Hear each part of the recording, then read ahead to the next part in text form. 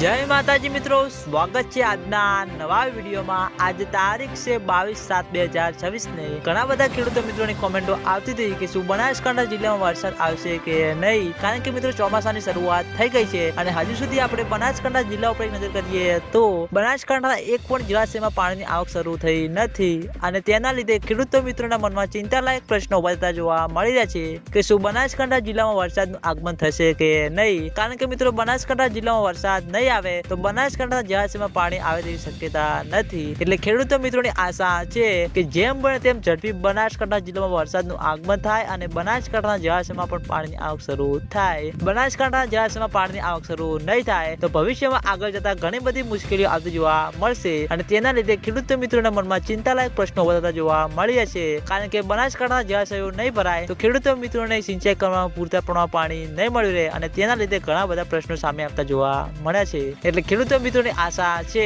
કે જેમ બને તેમ ઝડપી બનાસકાંઠા જિલ્લામાં વરસાદનું આગમન થાય અને બનાસકાંઠાના જળાશયમાં પાણીનું આવક શરૂ થાય અને હવે વરસાદી માહોલ છે હાલમાં મિત્રો, તો બનાસકાંઠા જિલ્લામાં વરસાદનું આગમન થશે અને બનાસકાંઠાના જળાશયમાં પાણીની આવક શરૂ થશે। તો સૌથી પહેલા તમને બધાને આ ચેનલ દ્વારા વિડીયો બનાવીને જાણ કરવામાં આવશે, એટલે તમે બધા અમારી ચેનલ ઉપર નવા હોય તો વિડીયોને લાઈક કરી દેજો, કોમેન્ટ કરી દેજો અને ચેનલને સબસ્ક્રાઇબ પણ કરી દેજો। તો મિત્રો જય માતાજી।